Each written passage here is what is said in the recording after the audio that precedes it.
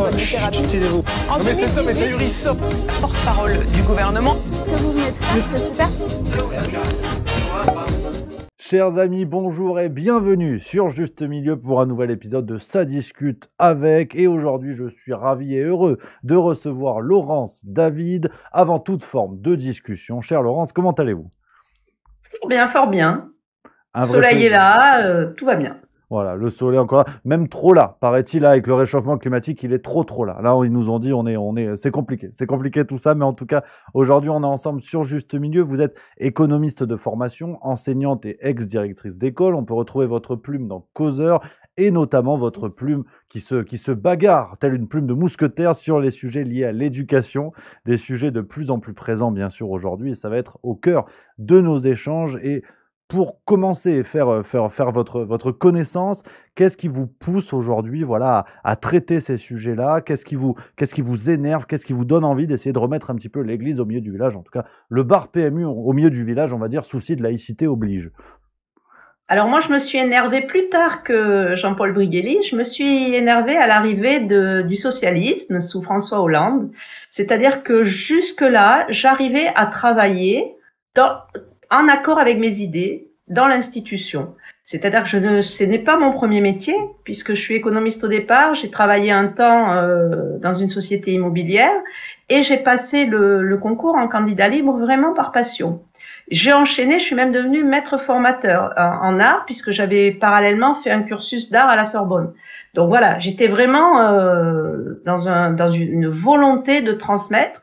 Et cette possibilité de transmettre s'est arrêtée avec l'arrivée de François Hollande, avec bien avant Najat Vallaud-Belkacem, qui est connue pour les dégâts qu'elle a fait, avec ce que l'on a appelé la réforme des rythmes scolaires. Puisqu'étant économiste, je connaissais les inégalités territoriales et j'ai de suite compris ce que ça allait donner. C'est-à-dire que dans certains endroits, on ferait du violon avec les élèves du conservatoire, et puis dans d'autres, on ferait des guitares avec des élastiques. Et on appellerait tout cela temps périscolaire, culturel. Voilà. Donc tout est parti de là. Et petit à petit, les choses se sont dégradées encore plus que ce que le décrit Jean-Paul Brigelli, c'est-à-dire que à partir de cette date-là, on est tombé de Charybde en Scylla, puisque on a vidé de contenu les programmes, on a commencé à dire qu'il ne fallait plus du tout évaluer en maternelle, on a lancé l'école inclusive sans moyens, c'est-à-dire que l'on s'est mis à accueillir des enfants avec quelquefois des troubles extrêmement lourds par défaut de lieu d'accueil dans des lieux spécialisés. Donc, imaginez faire classe avec un enfant qui se roule par terre ou qui crie. Enfin, c'est extrêmement compliqué pour certains collègues. Je ne suis pas en train de dire qu'il ne faut pas faire d'école inclusive, hein. Pas du tout. Mais par contre, on devrait pouvoir borner la chose et pour l'instant, c'est de l'accueil tout azimut sans réel moyen. Donc voilà, c'est là que j'ai commencé vraiment à m'énerver. Et je me suis encore plus énervée avec l'arrivée d'Emmanuel Macron et cette façon qu'il y a d'utiliser les biais cognitifs, de manipuler à la façon d'Édouard Bernays, le peuple pour lui faire passer pour de l'or ce qui est un tas de bouse, de crottins. Voilà. Pour le dire franchement. Et Autant le dire franchement, pour parler rustique.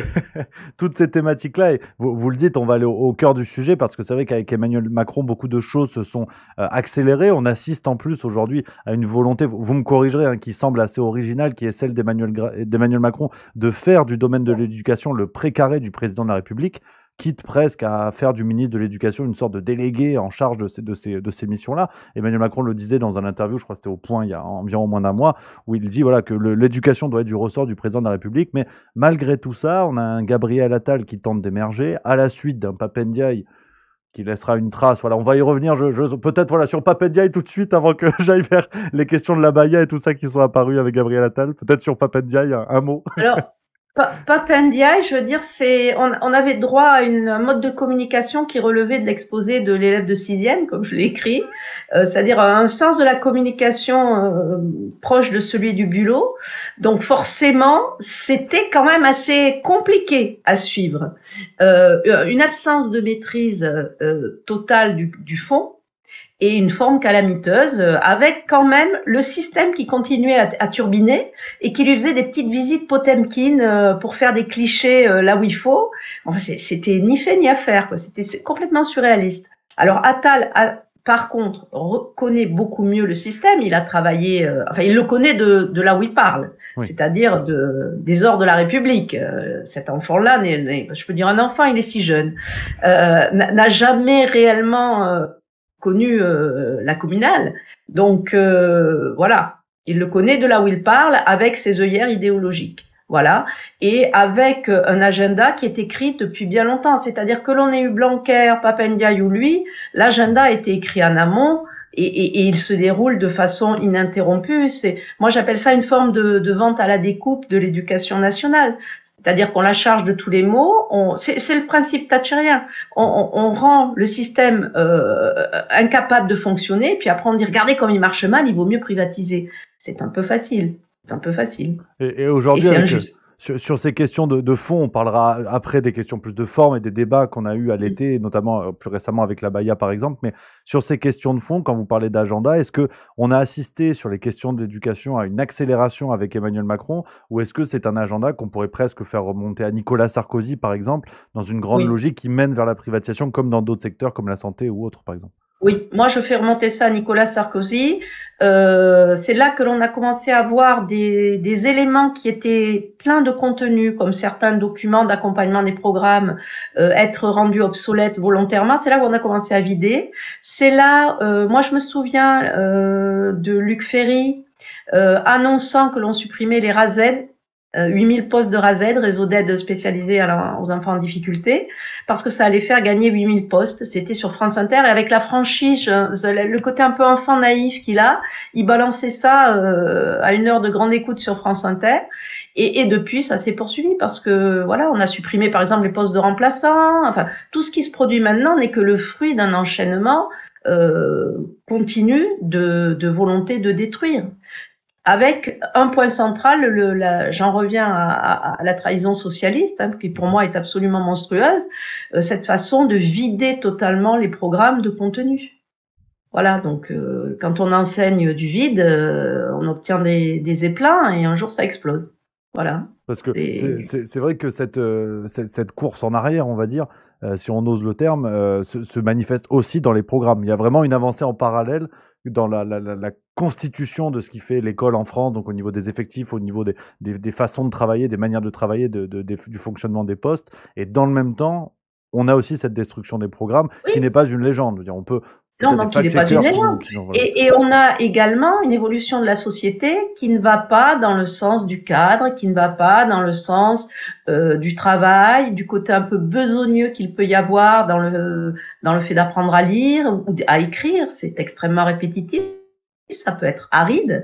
Et la société d'un côté est en attente d'un côté ludique, certains parents sont en attente d'un lieu alternatif de vie, vous voyez, côté où on s'épanouit, parce que de toute façon le capital culturel ils le transmettent à leurs enfants, donc ils n'ont pas nécessité que leurs enfants soient là à rentrer dans du dur et du aride. Ils ont ce qu'il faut, et puis ils ont le relationnel, donc eux sont dans cette exigence là.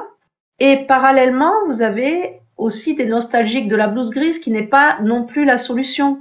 Donc vous vous trouvez toujours en porte-à-faux, avec de moins en moins. J'ai tendance à dire que l'on travaille désormais malgré l'institution. Malgré l'institution. Voilà. En étant mal formé, en étant surchargé de missions diverses et variées. On va revenir sur l'histoire du harcèlement, mais il y a beaucoup à dire. En ayant des profils complexes à accueillir, alors que on vend aux parents, l'institution vend aux parents l'idée d'un cours particulier parfaitement ajusté à mon chéri, mon cœur, comme dit Jean-Paul Brigelli. Voilà. Donc, il y a plein de choses. Je pense que nous avons tous une part de responsabilité dans cette dégradation-là. Les politiques, mais également la société qui n'a pas envie de se confronter à des choses trop pénibles à vivre, qui dilate les égos. Moi, j'ai le sentiment de dilatation de l'ego. Les réseaux amplifient ce phénomène. Donc, si à un moment on ne dit pas à un enfant qu'il doit replier la voilure de son ego pour devenir un petit être apte à vivre en société, on n'a pas 30 égos dilatés capables de vivre ensemble. Voilà. Donc, il y a toute une série de choses qui convergent. Et en plus, comme si tout cela n'était pas déjà assez complexe, on rajoute des sujets médiatiques qui viennent un petit peu cacher la misère. Récemment, c'était l'abaya, mais on a aussi ce débat du retour de la blouse à l'école qui est tantôt réactivé par les périodes présidentielles ou tantôt par des sorties médiatiques des uns ou des autres. Mais c'est vrai que l'abaya, c'est vraiment la question qui a occupé l'esprit récemment. Comment vous êtes positionné par rapport à ça? Comment vous l'avez considéré? Comment vous avez pu réfléchir sur ce sujet-là? Alors, moi, n'étant pas confrontée directement au problème, évidemment, ça ne m'a pas touché de près. Par contre, c'est vrai que je suis une laïque que certains qualifient de dure. Donc, pour moi, j'ai beaucoup travaillé sur le vade-mecum de la laïcité édité par le Conseil des sages. Donc, je maîtrise les textes. Gabriel Attal n'a pas fait quelque chose de révolutionnaire. Hein. Il a simplement dit l'abaya, c'est mal. Mais après, on fonctionne avec les textes existants, avec cette petite complexité qui parle de signes ostentatoires, voilà. Donc, qu'est-ce que c'est? Est-ce que c'est quelle est la taille de la croix compatible ou pas? Quelle est la tenue compatible ou pas? C'est complexe.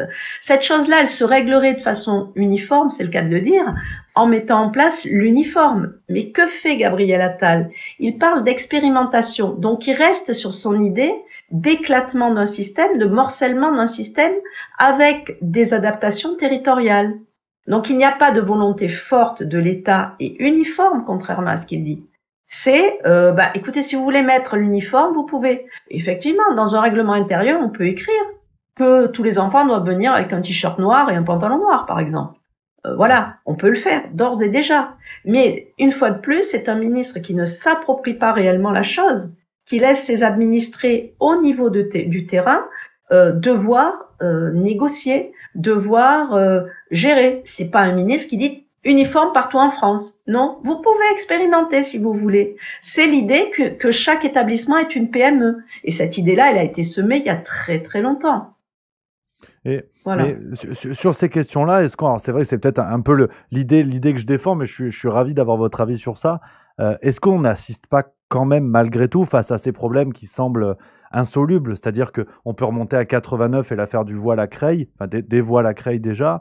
On a eu, si on sort du contexte religieux, c'était l'année dernière ou il y a 2 ans, c'était aussi le crop top qui faisait parler, la régularisation du crop top à l'école. Donc ces questions vestimentaires s'imposent très souvent dans le débat, avec parfois une touche de laïcité. Alors ces questions par rapport au domaine religieux, mais au fond, on a aussi l'impression d'un coup de billard politique. Parce que on voit tout de suite tous les partis qui arrivent avec leurs gros sabots, que ce soit de la France Insoumise au RN, et avec des arguments à l'emporte-pièce. Et je me demande sérieusement si, au fond, Gabriel Attal en a quelque chose à faire de la régularisation de l'abaya ou pas, là où finalement, ils ont gagné 3 semaines presque de débat public où tout le monde y allait de son commentaire. Oui, d'une part, et puis ça continue à maintenir l'extrême centre comme seule possibilité d'élection, parce que maintenant on n'élit plus vraiment, on élit sur un seul tour, c'est celui qui arrive au second tour qui fait élire le candidat de l'extrême centre. Donc ces sujets-là nourrissent effectivement un clivage de la société, alors qu'ils devraient se régler en 2 lignes par volonté du ministre. C'est assez pathétique. C'est pathétique, mais comme vous l'écrivez aussi dans l'un de vos articles parus sur Causeur récemment, vous parlez de tradition des promesses absurdes où chaque ministre de l'Éducation y va un peu de sa proposition. Oui. Ça pourrait être ça aussi, à la rigueur. Oui, il y a aussi ce côté-là, je dois exister. Alors, ils ont arrêté, une fois le massacre fait, d'ailleurs vous noterez que une fois le massacre fait par Najat Vallaud-Belkacem des contenus de programme dans le primaire, puisque c'est ma partie où je suis le plus à l'aise, mais il faudrait un collègue de l'élémentaire qui dirait probablement la même chose. Une fois le massacre fait, malgré tout ce que nous a raconté Jean-Michel Blanquer, son attachement au savoir, etc., il n'y a eu aucune réécriture des programmes. Donc là, on a des ministres qui n'y touchent plus, qui laissent tout dans la médiocrité. Si, ils nous rajoutent de l'événementiel. Alors, il faut, voilà. Donc, avec Jean-Michel Blanquer, fallait chanter le jour de la rentrée. Avec Pap Ndiaye, il faut faire du foot pendant 15 jours. Voilà. Il y a un petit côté lieu de vie alternatif, événementiel. C'est la touche glamour. Mais le contenu des programmes, il n'y touche plus. C'est déjà ça. Mais il faudrait peut-être que, justement, ils y reviennent et qu'ils essayent de faire quelque chose d'un peu plus construit. Mais effectivement, il y a toujours une tentation chez les ministres d'éducation d'apposer leur sceau d'exister par une mesure forte, une mesure, commerciale. une mesure commerciale, une mesure de tête de gondole. Je parle souvent de tête de gondole, et c'est un peu ça, voilà. C'est très grande distribution comme façon de faire. Parce que c'est vrai que, pour rappel, j'en profite, une petite parenthèse, vous parlez de l'action de Najat Vallaud-Belkacem. Est-ce que vous pouvez revenir là-dessus en quelques mots? Parce que c'est vrai qu'avec le temps, ça donne lieu à beaucoup d'interprétations parfois erronées ou parfois excessives. Qu'est-ce qui s'était vraiment passé dans cette action-là, l'action de Najat Vallaud-Belkacem sur les programmes? Une réécriture des programmes, laissant une large part à ce que Jean-Paul Brigelli nommerait pédagogolerie, voilà, c'est-à-dire un goût pour le lieu de vie, un goût pour le plaisir. Voilà, c'est des programmes où il y a le mot plaisir plusieurs fois écrit dedans, le mot effort jamais. C'est des programmes aussi connotés idéologiquement, c'est-à-dire que lorsque vous prenez par exemple la géographie, alors les montagnes, tout ça, c'est pas utile. Donc on apprend par exemple, on a le titre d'une leçon qui s'appelle Habiter un écoquartier. Voilà. Vous avez une leçon sur habiter un écoquartier. Vous avez une leçon sur savoir se déplacer, parce que c'est important de prendre le bus, tout ça, les tramways. Mais en histoire, c'est encore plus phénoménal, c'est-à-dire qu'il n'y a plus de vraie chronologie. Moi, j'ai connu avant Belkacem, et mes enfants aussi ont connu. J'ai les 2 aînés qui ont été avant et le dernier qui a été après. Et mes 2 aînés, quand ils ont vu les cahiers de leurs frères, ont été hallucinés. C'est-à-dire qu'on choisit des thématiques. Par exemple, les traces du passé de la France avant la France. Alors, tu mets une petite peinture de Lascaux, 2, 3 gommettes sur lesquelles il y a des bifaces taillées, voilà. Mais il n'y a rien de construit. Il n'y a pas de repérage sur une frise chronologique. Il n'y a pas, voilà, c'est un petit zapping. Et d'ailleurs, si on ouvre les manuels scolaires, il y a de moins en moins d'écrits, de plus en plus d'images, et on a presque envie avec le doigt de faire ça pour agrandir l'image, tellement qu'on a l'impression d'être sur les réseaux. Voilà, donc l'histoire a pris un coup. Il y a aussi une volonté de faire un citoyen du monde. Par exemple, en maternelle, il y a eu avant ça la demande de connaître, d'avoir traversé 10 contes du patrimoine. Ça paraît bête, les 3 petits cochons, là. Maintenant, non. On peut faire des contes du monde, tout ça, c'est super ouvert sur l'extérieur. Mais du coup, ce qui pouvait constituer une culture commune, voilà. Un élève arrive d'une autre école, il n'aura pas le même vécu que celui de ta classe. Et voilà, il n'y a plus culture commune, il faut dynamiter tout ça. Donc c'est vraiment très fortement présent idéologiquement, et puis vraiment des choses factuelles d'élimination de contenu. Quand on vous dit le passé simple maintenant, il suffit d'apprendre les 3e personnes du singulier et du pluriel, parce que le reste est très peu usité, donc ça ne sert à rien. C'est quand même une approche épouvantable. Alors ce qui dupe les parents, c'est qu'il y a une forme de résistance dans l'institution, que les anciens continuent à faire comme ça. Et certains nouveaux, moi une fois je rentre dans une classe d'une petite jeunette qui avait tout le passé simple écrit au tableau. Donc je lui dis, ah, tu fais apprendre toutes les personnes. Et elle me regarde, elle me dit, oui, je sais, faut pas. Ah, je dis, si, faut. Tu dois apprendre, pour moi, tu dois enseigner au moins la 3e personne, mais si tu veux leur montrer plus, je trouve ça louable. Il y a une forme de résistance. Donc ça ne se voit pas partout. Si vraiment on s'en tenait au programme, les gens bondiraient. Vraiment. C'est vraiment intéressant ce que vous dites, parce que ce terme, en plus de résistance, bien sûr, hors dehors du contexte de la Seconde Guerre mondiale, on pense bien sûr à ce qui s'est passé au moment du Covid, mais cet aspect-là dans l'éducation nationale est très intéressant. Et est-ce que qui dit résistance dit aussi une pression qui peut se faire, par exemple, au niveau des inspecteurs ou autres, ou est-ce qu'il y a une forme de non-application un peu généralisée? Comment ça se stabilise? Oui, bien sûr. Par exemple, on l'a vu sur les livrets scolaires. En maternelle, il y avait un livret scolaire qui existait avant Najat Vallaud-Belkacem, où on voyait la liste des compétences à acquérir et on cochait oui, non. Donc on nous a expliqué que c'était extrêmement anxiogène l'évaluation, que ces pauvres enfants allaient souffrir. C'est un peu comme si à l'hôpital on vous disait, écoutez, vous avez 42 de fièvre, c'est hyper anxiogène. Donc on préfère ne pas prendre votre température parce que voilà, on veut pas que vous soyez stressé en plus d'être malade. Et bon là c'est pareil, donc on a supprimé l'évaluation qui a été remplacée, vous êtes assis, respirez, attention, qui a été remplacée par 5 photos des réussites de l'enfant. Par an. 5 photos des réussites de l'enfant. Alors, il y a toujours des inspecteurs qui eux aussi résistent et d'autres qui jouent à fond le truc parce que voilà, ils veulent être le bon petit soldat. Ceux qui résistent, on dit bon, écoutez, vous collez les 5 photos puis vous continuez comme avant, qu'on comprenne ce qu'on l'on fait, que les parents comprennent aussi. Et puis, il y en a qui ont exigé que ça disparaisse. Et là aussi, il y a des profils de directeurs, de directrices qui assument de dire non. Moi, je veux que mes parents, élèves comprennent ce que nous faisons, donc je continue avec des choses écrites clairement. Et puis, il y en a d'autres qui ont peur parce que les enseignants sont d'anciens bons élèves. Donc, quand le maître leur dit que c'est mal, eh ben, ils n'osent pas aller contre. Et c'est vrai que quand j'étais directrice, souvent j'ouvrais ma bouche parce que j'ai un côté, comme on dit par chez nous, reboussier des Cévennes, vous voyez. Donc et beaucoup me disaient mais tu es courageuse et tout, mais il ne m'est rien arrivé. Qu'est-ce que vous voulez qu'il m'arrive? Ouais. Oui, c'est ce que j'allais vous demander. Il n'y a pas pour autant derrière de forme de judiciarisation, presque de sanctions, de choses comme ça. Pour l'instant, non. Pour l'instant, non. Okay. Pour l'instant, non. Mais surtout pas sur des détails comme ça. Pas sur des détails comme ça. Enfin, c'est fondamental pour moi, mais il faut commettre quand même une grosse faute. Alors, c'est vrai que de temps en temps, il y a un directeur qui prend cher ou un collègue qui prend cher parce qu'il faut faire un exemple et qu'il tombe sur un inspecteur qui veut se payer sa tête. Ça a été le cas de Mathieu Fauché qui a voulu, dans le cadre d'une leçon d'histoire, utiliser un texte historique issu de la Bible, qui est avant tout un texte historique. Et là, on lui est tombé dessus, il a fallu que des profs d'histoire, que Pierre Nora viennent sur le sujet, etc., parce qu'il a pris lourdement et il a perdu son poste. Enfin, ça a été très, très, très, très dur. De temps en temps, il y a un exemple pour maintenir les troupes dans le rang. Mais bon, puis moi, je suis âgée maintenant, je suis en fin de carrière, qu'est-ce qu'ils peuvent me faire? Voilà.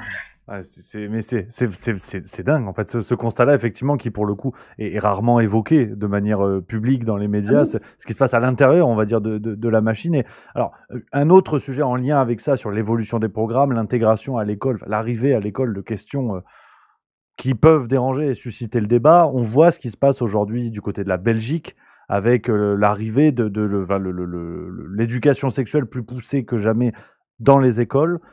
Qu'est-ce qu'il en est en France? Là encore une question un peu brute. Où est-ce que nous en sommes là-dessus en France? Parce que beaucoup de gens pensent que voilà, la loi Evras qui arrive en Belgique en fait va arriver en France de la même manière. Alors c'est vrai qu'avec l'Union européenne, on est habitué à on change le nom et ça passe les frontières hein, sur beaucoup de domaines et de thématiques. Mais en France, où en sommes-nous par rapport à ça sur cette potentielle évolution des programmes? Alors moi, je n'ai jamais rencontré de sujet borderline de ce type dans les classes. Par contre, en tant qu'auteur, j'ai des gens qui me font remonter des cas de collègues qui lisent des livres où papa a un bébé ou des choses comme ça. Il y en a, je peux pas dire que ça n'existe pas. À titre personnel, je n'ai jamais dans les programmes reçu d'injonction de ce type. Dans les programmes, ce qu'il y a et qui peut heurter déjà certains profils de parents, il y a l'enseignement de la reproduction humaine.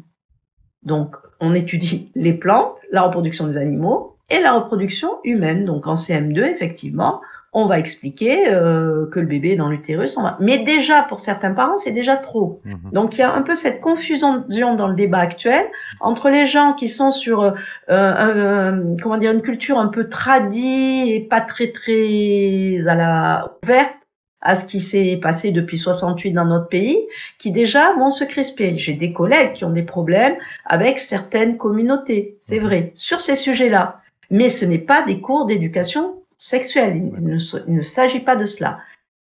Par contre, comme il y a un climat qui est créé, comme il y a des lobbies, les enseignants sont aussi des gens politisés. Donc, quelquefois, qui se sentent portés par un climat, porté par effectivement une pénétration de certaines idées, c'est le cas de le dire, une pénétration de certaines idées qui nous arrivent de l'Europe, où certains lobbies sont très puissants. Les enseignants s'approvisionnent beaucoup sur Internet en termes de support. Donc, les lobbies produisent des supports qui peuvent être attractifs et on peut se faire piéger. Après, il y a aussi, et là, c'est parce que j'avais remonté le fil des comment dire, des gens qui sont à la manœuvre pour une pression LGBT etc. Il se trouve que par exemple le planning familial se forme auprès d'associations un peu borderline. Donc de façon indirecte, lorsque en toute confiance vous faites appel aux formateurs du planning familial qui sont labellisés Éducation nationale, vous pouvez avoir une coloration, une inspiration qui arrive, qui n'est pas forcément celle que vous attendiez dans votre classe. Mais dans le primaire, à titre personnel, près de chez moi, je n'ai jamais rencontré de cas de cette sorte. Voilà. C'est intéressant parce que c'est vrai que cette clarification est bienvenue sur un sujet qui effectivement pose et enfin doit susciter le débat et pose beaucoup de questions. Il y a beaucoup d'emballement, une sorte d'hystérisation sur ces sujets-là. Et effectivement, on n'est pas encore à voir des drag queens qui lisent des contes pour enfants partout. Ça a pu arriver, on a eu des cas isolés, mais ça n'est pas encore complètement répandu et c'est bien de trouver le juste milieu. Maintenant, on peut voir, je crois que c'est à Lyon, des gens qui font des gâteries au poireau, donc devant des enfants. Un petit spectacle, je crois que c'est Lyon ou Grenoble? Ah, j'avais pas entendu parler de celle-là. Non, avec le consentement du poireau ou pas? Parce que c'est quand même. Voilà, faudrait interroger le poireau. Tout est là. J'aurais jamais pensé avoir cette discussion un jour, avec quiconque, je dois vous avouer. Avec une maîtresse d'école. En plus! C'est vrai. C'est vrai. Non, mais mine de rien, tous ces sujets qui se bousculent et on va aller un peu là encore plus dans le cœur du réacteur parce que tout ce que vous évoquez là déjà est très important et sert aussi et devrait servir à creuser davantage pour s'inquiéter vraiment de la situation et des vrais problèmes qui touchent l'éducation en France aujourd'hui parce que jusqu'à présent on a parlé de sujets très médiatiques qui ont concerné un petit peu tout le monde mais alors qu'on s'en prend aux profs pour tel ou tel programme, de les vacances, de machin, les vieilles ritournelles, on a aussi la situation au quotidien des professeurs qui est de pire en pire. Vous rappelez ce chiffre d'un rapport du Sénat, d'une baisse de pouvoir d'achat des professeurs à cause du gel de points d'indice de 15 à 25% au cours des 20 dernières années. Donc c'est colossal et ces problèmes-là, en l'occurrence, on ne les met pas en avant. C'est-à-dire qu'on va parler de la baya pendant un mois, on va dire que les professeurs sont désormais des sortes de videurs de boîtes de nuit, mais pendant ce temps, on n'évoque pas ces sujets-là. Quel est un petit peu aujourd'hui l'état des lieux et l'évolution de la situation par rapport au quotidien des professeurs en France? Une grande désespérance, vraiment, et notamment chez les anciens. Les plus jeunes se sont construits dans l'idée qu'ils ne feraient pas toute leur vie le même métier. Ce n'est pas le cas des anciens, des gens qui ont entre 20, 15 ans de carrière jusqu'à la retraite. Est-ce que vous vous rendez compte que, quand même, là, Gabriel Attal leur a annoncé que eux qui avaient passé un concours beaucoup plus difficile que les plus jeunes, qui ont une expérience du métier, qui sont donc plus qualifiés, seront moins augmentés que les plus jeunes. C'est d'une extrême violence. C'est donc. Alors il nous a expliqué que nous on avait du temps parce qu'on était des anciens, donc on a du temps pour faire des briques du fameux pacte. Alors oui et non parce que on change de niveau. C'est-à-dire que Monsieur Papendiaï, quand il disait qu'on aurait du temps, certains avaient du temps, il pense à des gens qui seraient restés dans le même niveau toute leur carrière. C'est de plus en plus rare. Donc, vous recommencez tout à zéro chaque année. Et chaque année, vous accueillez des profils de plus en plus compliqués. Donc, rien n'est jamais pareil. Il y a toujours un investissement de temps à produire qui ne s'atténue pas au fil des années. Et donc là, moi, je regarde les gens qui ont choisi de souscrire à ce pacte. Aucun ne l'a fait par adhésion à l'idée. Ils l'ont fait par nécessité. Donc c'est une humiliation supplémentaire, c'est parce qu'ils ne bouclent pas les fins de mois. Donc déjà, voilà, vous créez un climat d'humiliation, vous clivez en plusieurs camps les gens, ceux qui ont accepté le pacte, qui sont vus comme des collègues qui n'ont pas tenu la mêlée face à l'équipe adverse. Donc c'est pas facile à vivre. Voilà, c'est une réalité que c'est difficile. Et il y a un grand découragement, un sentiment de solitude. On a tous des collègues qui ont été soit agressés, soit mis en cause. Voilà, on se sent très très seul, très très seul. Et je pense qu'on va venir sur la question du harcèlement. Moi, je trouve que on ne sera pas mieux accompagné maintenant qu'on l'était avant ce petit coup de projecteur et de com de Gabriel Attal. sur ces sujets-là. Voilà. Donc effectivement, la question du salaire, du côté destructeur du système parce que ça partage la profession, parce que c'est injuste dans la façon de le donner, parce que c'est présenté comme du salaire au mérite, alors qu'il est démontré, là, c'est pas par idéologie que je dis ça, c'est quelqu'un qui tape motivation de service public. Il pourra tomber sur toute une série d'études qui montrent que dans le service public, il y a une motivation différente de celle de l'argent, qui est très spécifique, qui est celle d'aider, de donner de sa personne, etc. Et donc, le salaire au mérite, il s'est démontré aussi, produit des effets délétères. Parce que souvent, ce sont des domaines dans lesquels il est difficile d'avoir accord sur les critères qui font le mérite, parce que c'est difficile d'évaluer, très difficile d'évaluer la qualité du travail d'un enseignant. Il peut avoir des résultats en moyenne moins bons avec la classe qu'il a, mais d'où vient-elle cette classe? Quels moyens a-t-il pour travailler, pour fonctionner? Il y a plein de paramètres qui rentrent dedans. Donc, on ne peut pas charger uniquement l'enseignant en cas d'échec d'un certain nombre d'enfants. Donc, le critère d'octroi d'un certain mérite et donc d'une certaine rémunération ne fait pas l'unanimité, ne fera jamais l'unanimité. Donc, peut être vécu comme une injustice, voire même comme une rétribution de connivence, parce que même pour le pacte, les critères d'octroi sont assez opaques. Donc il y a suspicion, il peut y avoir suspicion de connivence. Donc c'est destructeur à ce niveau-là. Et puis il y a des trucs complètement magiques. Là, je vais froisser mes collègues qui vont faire du soutien au collège, mais je trouve quand même assez fabuleux. Enfin, il y a une dimension totalement absurde. Vous n'avez pas réussi à mettre au niveau des élèves pendant la scolarité en primaire, et c'est vous qui allez tenter de les remettre à niveau pour suivre le collège. Mais c'est totalement absurde comme façon de raisonner. Il y a quelque chose dans la façon dont vous avez enseigné, dans ce que l'on vous a demandé de faire, qui fait que ces élèves sont arrivés sans avoir le niveau, que ce soit votre faute ou pas. Donc peut-être n'êtes-vous pas les mieux armés. Voilà, donc c'est absurde, injuste, humiliant, et ça déprime encore plus les enseignants.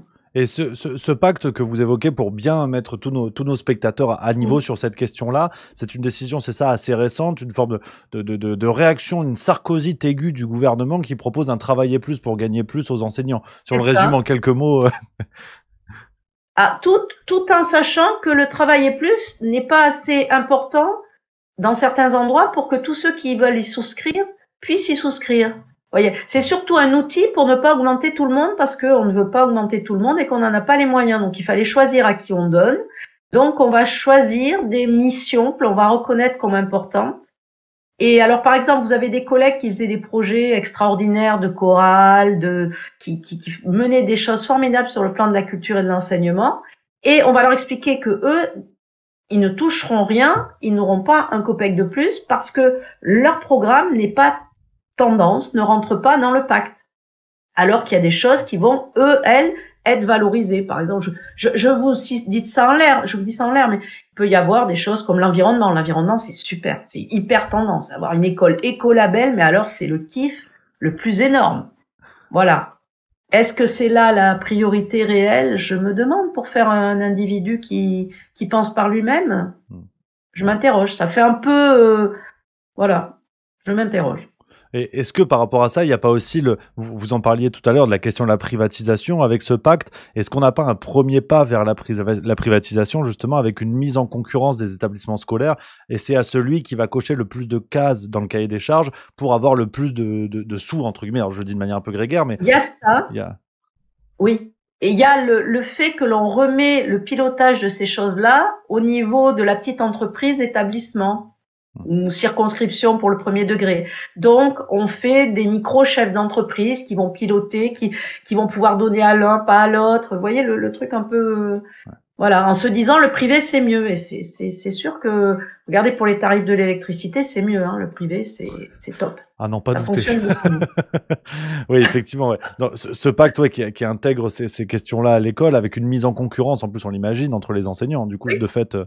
qui est aussi un paramètre. Et ça, donc, pour revenir à une autre thématique que vous évoquez, on a en plus, donc c'est dire, c'est un millefeuille de complexité. Là, faut bien le reconnaître. Cette question du harcèlement, effectivement, qui a été mise en lumière par le gouvernement. Alors, qui ne semble pas le découvrir, on l'espère quand même, parce que c'est une question qui date dans l'éducation nationale, la question du harcèlement à l'école. Et aujourd'hui, est-ce qu'on assiste, d'après vous, à une accélération? Est-ce que c'est une mise en lumière bienvenue sur un problème latent?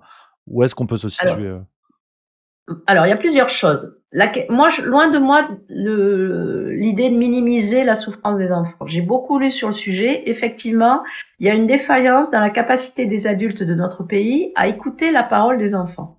Donc, des enfants qui viennent dire « ils m'embêtent une fois, deux fois, trois fois », on n'a peut-être pas eu, dans certains lieux, avec certains collègues, la vigilance qu'il aurait fallu avoir. Ok, très bien. Mais ce qui se passe avec les réseaux sociaux, c'est une industrialisation de la possibilité de nuire. Donc effectivement, il y a un accroissement là-dessus. Ok, très bien, ça aussi je l'entends. Maintenant, pourquoi cette souffrance-là? Pourquoi choisir? Moi, c'est une question que je me suis posée. Je crois que je commence à en trouver une explication. Pourquoi privilégier cette souffrance-là? Par exemple, les violences sexuelles. Non, c'est pas important. L'inceste, non plus. Les violences.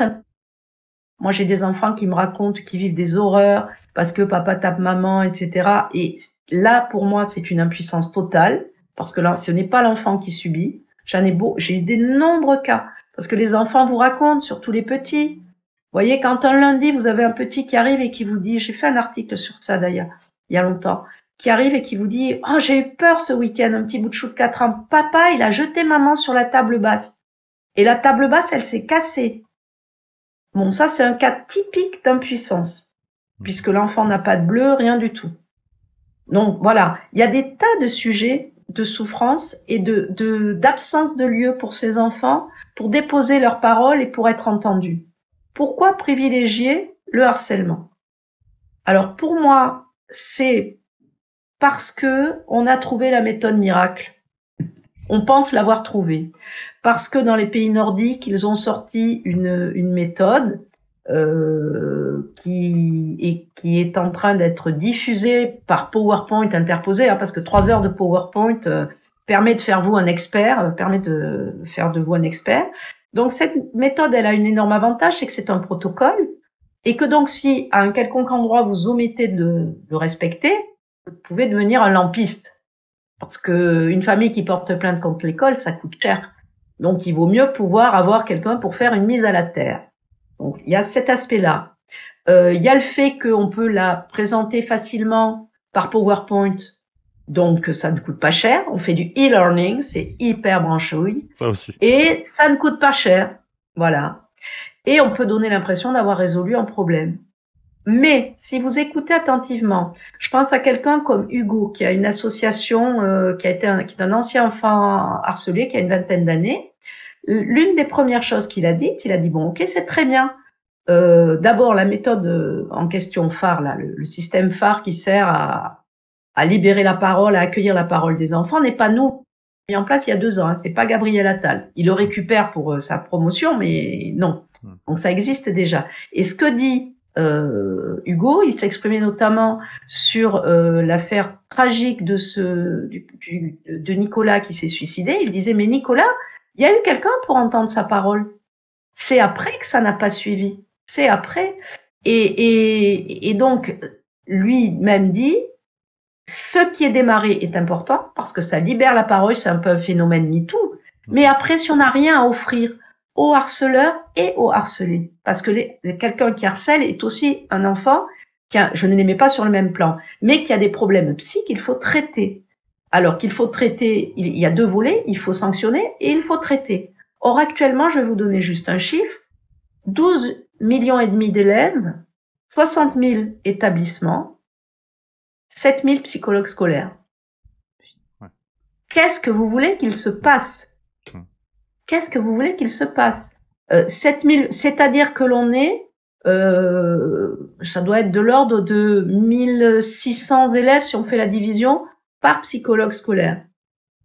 En Finlande, on aime bien nous citer les pays nordiques. Bon, ben c'est 500 élèves par psychologue scolaire. Donc déjà, on n'est pas dans les mêmes proportions. Alors Gabriel Attal ou Elisabeth, je m'y perds puisque tout le monde fait tout dans cette boutique. Donc voilà. On dit oui, il y aura plus de psy, mais plus de psy, combien, quand, où, comment? Ça, ce n'est pas du tout exposé.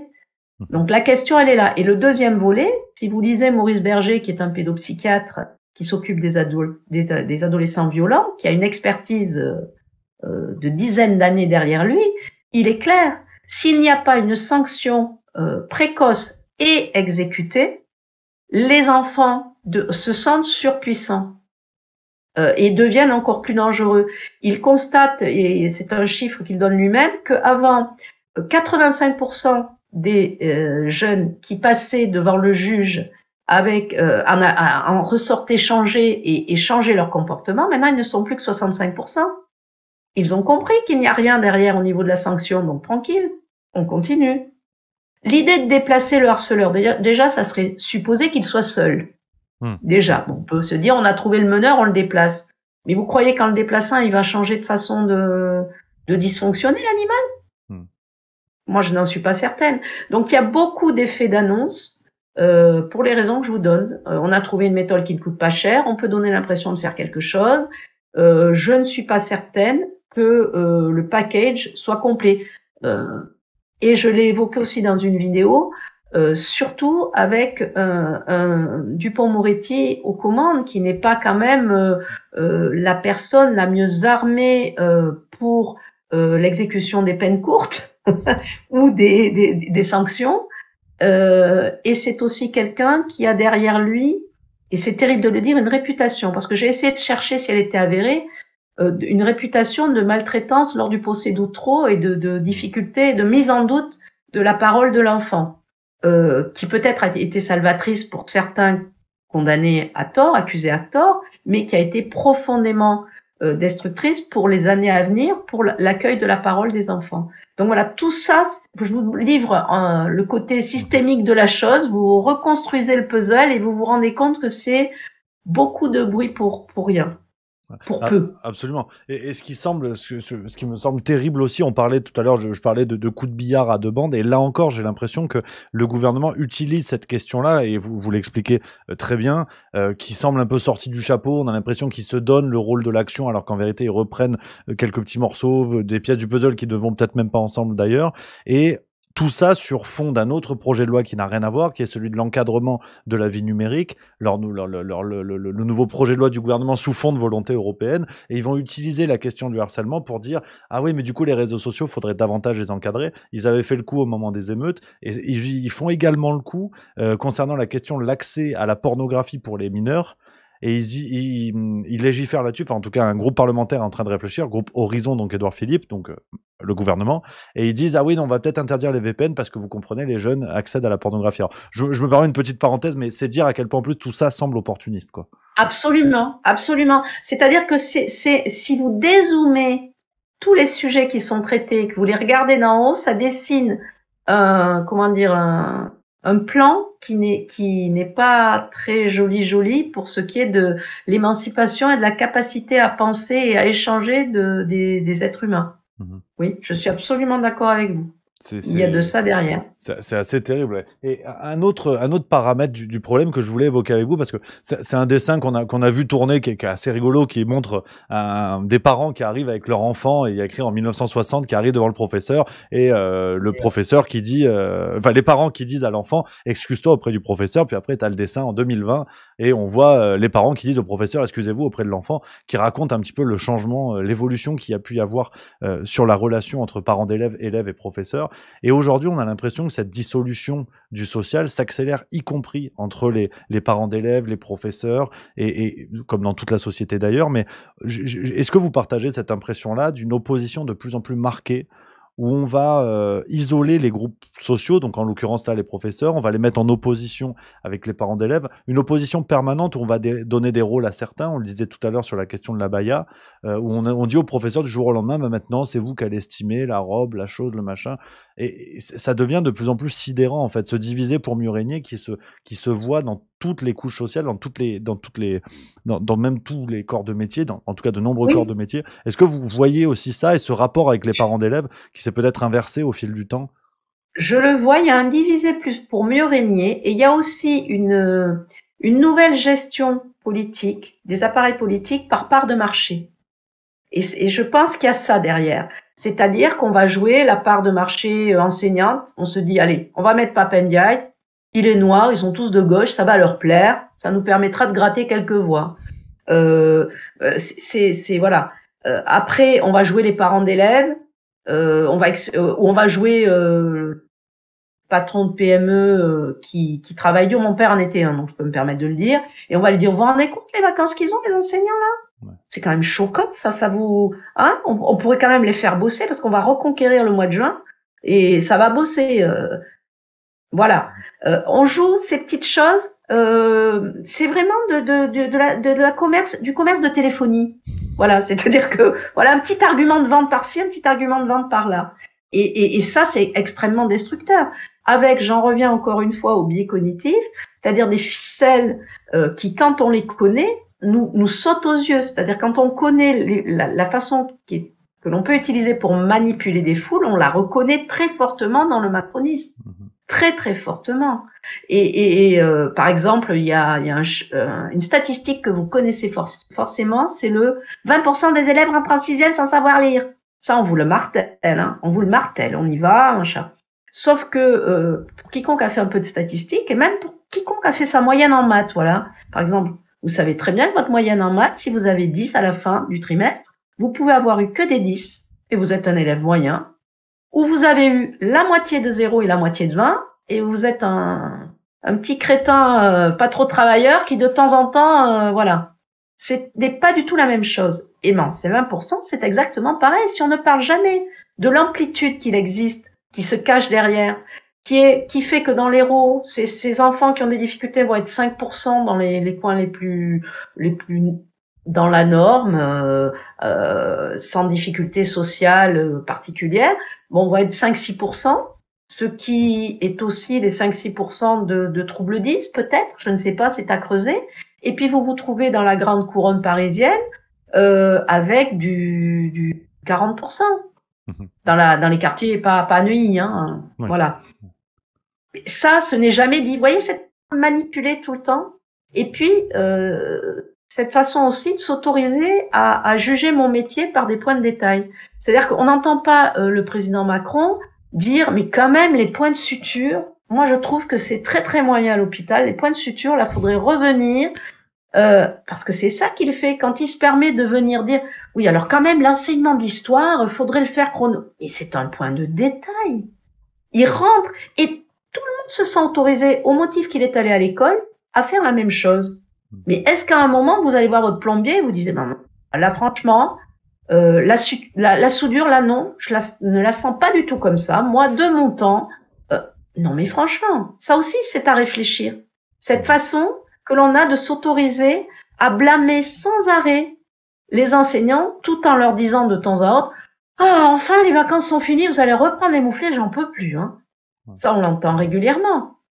Voilà. Donc, ça vous dessine un paysage de ce qu'est l'ambiance générale dans l'éducation nationale, je crois. Clairement. Et une autre question, je suis ravi de vous avoir pour aborder ces thématiques-là avec quelqu'un du Sérail, voilà, qui connaît. C'est un autre, c'est un phénomène qu'on voit, et là encore, je le dis peut-être de manière bête, en l'ayant lu, voilà, dans les journaux, et d'avoir votre avis là-dessus.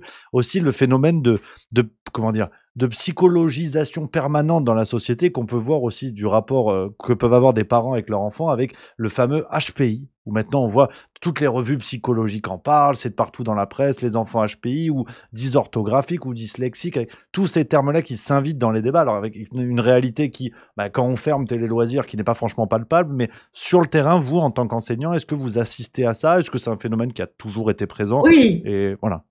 Oui, bien sûr, bien sûr. Alors, quelquefois de façon légitime. Alors, HPI, je suis très à l'aise pour en parler parce que j'en ai fait un, moi. Et je ne m'en suis pas rendu compte. Le diagnostic, il avait 28 ans, voyez. Parce que il s'interrogeait sur certains fonctionnements, il n'avait pas que ça. Et donc voilà, le diagnostic est tombé. Et il a fait tout son cursus tout à fait bien. Et je me rappelle que petit, il avait 6-7 ans, une enseignante a dit, vous devriez le faire tester. Et je lui dis, ben, est-ce que ça te dirait Et il m'a répondu, mais pourquoi tu veux que je sois testé? On est tous différents, je suis pas plus différent que les autres. Et il a refusé le truc. Et il a traversé toute sa scolarité avec effectivement des fonctionnements un peu particuliers qu'il peut y avoir chez ces enfants-là. Donc voilà, il peut arriver qu'il se pose des questions à 5 ans du style écoute, si je devais visiter une dictature, il vaut mieux aller en Corée du Nord ou à Cuba. Voilà, des trucs un peu atypiques, mais à côté de ça, ça fonctionne. Et je crois qu'effectivement, ce travers de vouloir être forcément un spécimen, avec une particularité, et être reconnu comme spécimen, légitime, il le dit lui-même. Bon, je parle en son nom, mais il le dit. Il dit, tu sais, parce que moi j'ai été mortifiée. Je me suis dit, tu as souffert pour certaines choses, parce qu'on t'obligeait de rester assis, alors que tu avais déjà compris. On t'interdisait de prendre un livre chez certains collègues, etc. Et il m'a dit, mais écoute, ça m'a permis d'aller au maximum de mes capacités d'adaptation au monde tel qu'il est. Et effectivement, cet hyper diagnostic donne légitime des travers chez un certain nombre d'enfants. Je suis la première à vouloir écouter les troubles des enfants. Et je regrette d'ailleurs qu'on soit si peu habile et si mal armé pour les dépister tôt, parce qu'il y en a de réels. Mais n'allons pas trop loin, et il faudrait aussi, et vous savez, je crois que c'est Didier Pleu qui a écrit un bouquin sur ça, sur l'enfant roi et la nécessité de replier la voilure de l'ego, tout simplement. Il y a un juste milieu à trouver, et là, comme on est dans l'individualisme et la dilatation des égos, on est très très loin dans la nécessité d'adapter, et on en revient à une gestion par part de marché des parents, à qui l'institution vend une prise en compte très personnalisée, qui est matériellement impossible à 30 enfants par classe. Surtout quand les handicaps se concurrencent ou les difficultés se concurrencent entre elles. C'est-à-dire, vous ne pouvez pas demander à un enfant qui a un déficit de concentration ou voire même qui est autiste et donc a des problèmes avec le bruit, la lumière, etc.,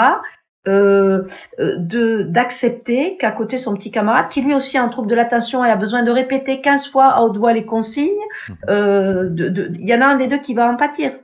Voilà, donc il faut que chacun restreigne son ego. Et il y a un vrai travail de société à faire à ce niveau-là. Oui, effectivement. Dans le milieu scolaire, mais aussi en dehors. C'est vrai que les questions d'ego s'invitent. Oui. Absolument. Et alors, cher Laurent, nous sommes ensemble depuis bientôt 1 heure déjà. Un immense merci pour toutes vos réponses et tous vos éclairages. Le temps va trop vite. Voilà, quand c'est intéressant comme ça, le temps va trop vite. Et une dernière grande question. Alors, bien sûr, nous n'avons pas la baguette magique, malheureusement, donc ce serait bien trop simple. Mais vers quelle piste doit-on aller pour vous en France aujourd'hui sur ces questions liées à l'éducation nationale? Est-ce qu'il y a des axes dans lesquels la politique pourrait s'engager, quel que soit le bord, hein, la question n'est pas là. Qu'est-ce qui vous semble à la fois urgent et nécessaire pour tenter d'aller de l'avant et d'aller mieux? Moi, j'aurais tendance à dire une revalorisation des savoirs et une exigence de contenu une exigence de contenu et l'idée que tout le monde n'est pas fait pour faire des versions latines. Encore une fois, je reviens à mes enfants parce que je veux pas paraître pour la nostalgique de la blouse grise et de l'école traditionnelle. J'ai 3 enfants et 3 ont pris des voies différentes. Un en passant par le conservatoire, un autre a un bac pro cuisine. Donc vraiment, je les laisse grandir comme ils ont envie. Et je suis heureuse qu'ils soient dans ces voies-là. Maintenant, l'appauvrissement de contenu, y compris dans les filières techniques, c'est-à-dire la volonté de faire des petits êtres parfaitement adaptés à la première entreprise qu'ils croiseront, mais pas forcément après, parce qu'ils auront été modelés en cogestion avec les entreprises au plus près. On aura vendu à leurs parents, oui, mais ils sont sûrs de trouver du travail, etc. Cette espèce d'appauvrissement et de formatage à l'entreprise de sortie, mais pas à la carrière future, me semble dangereux. Donc vraiment du contenu, de l'exigence. Voilà. de l'exigence, mais pas de l'exigence qui désespère, pas l'exigence qui faisait qu'un enfant il se sentait nul du matin au soir à l'école, pas celle-là, pas une souffrance comme celle-là.